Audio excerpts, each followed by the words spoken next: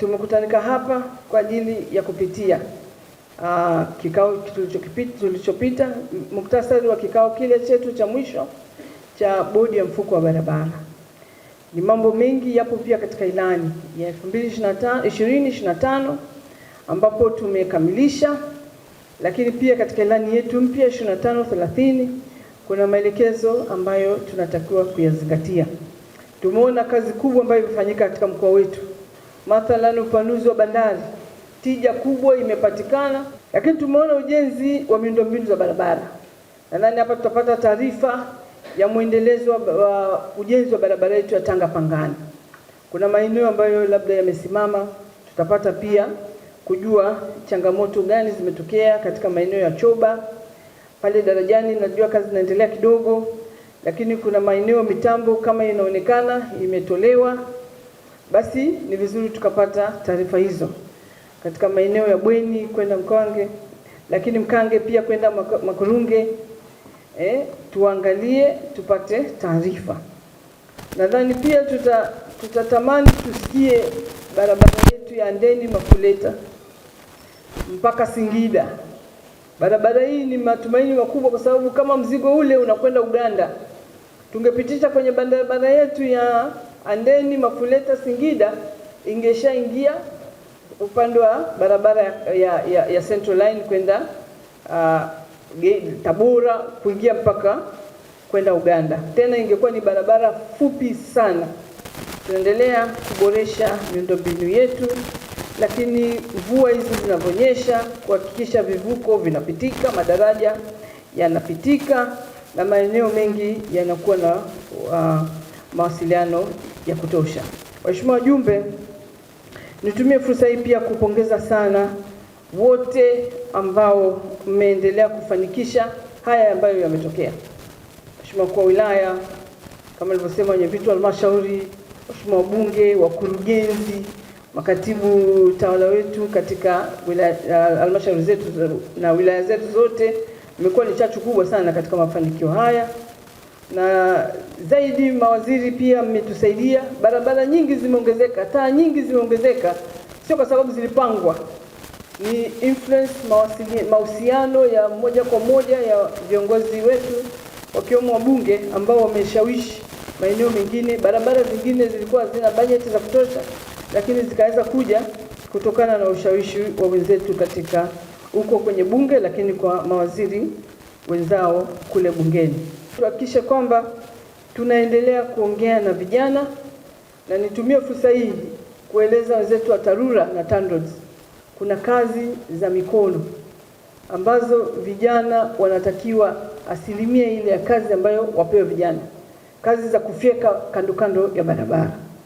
Hizi kazi katika vikundi ambavyo vitapata ajira, basi tutataka tuone asilimia ngapi ya kazi hizi zimetolewa kwa vijana na ni vijana wa Tanga.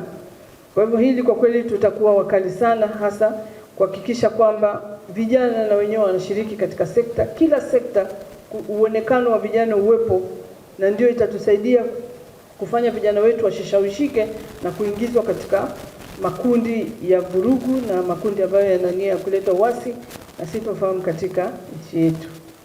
Katika mwaka wa fedha 25-27 TARURA tulidhinishiwa shilingi bilioni 37.74. Kati ya hizo bilioni 13.81 ni kutoka mfuko wa barabara, bilioni 6.5 ni kutoka mfuko wa jimbo, na bilioni 17.43 ni kutokana na tozo ambayo ni nyongeza ya mafuta. Na katika mwaka huu 25-27 tumepanga kutekeleza kupitia hizi fedha za road fund, tumepanga kutekeleza jumla kilomita 1466.7, kujenga madaraja 3 na makalvati 33. Na kupitia fedha za jimbo tumepanga kuboresha barabara kilomita 210.83 kwa kiwango cha lami na changarawe. Na pia tunapanga kuweka taa za barabarani. Kwa upande wa Handeni tutaweka taa karibu 86. Ile barabara ya Handeni sekondari yote tutaweka taa, na Pangani tumeweka specific. Pangani tumetenga kabisa kwa ajili ya wakandarasi wa taa, na maeneo mengine tunapoweka lami tutakuwa tunaboresha tukuweka taa chache. Ya tatu iliyobaki itakuwa ni kilomita 411 ambazo zinaanzia pale Kileguru, Kiberashi, Kijungu, Njoro, Oboroti, Mrijo, Dalai, Chambalo, Chemba, Mwamtoro hadi Singida. Sehemu hii kama tulivyosema mwanzo iko kwenye mkakati wa kujengwa kwa kupitia PPP. Kuna kazi ya upembuzi yakinifu na usanifu wa kina wa barabara ya Mombo Lushoto kilomita 32. Usanifu wake ulikamilika na hadi sasa ni kwamba tunasubiri serikali inaendelea kutafuta fedha ili kuweza kuanza kuijenga kwa kiwango cha lami. Hali ya kivuko kwa sasa pale Mto Pangani, kivuko kinachotoa huduma ni MV Tanga ambayo ina uwezo wa kubeba ina tani 50 na ina uwezo wa kubeba abiria 100 kwa wakati mmoja na magari yasiyopungua 6. Na huduma inayotolewa pale ni kwa muda wa masaa 16 kuanzia saa 12 asubuhi mpaka saa 4 usiku.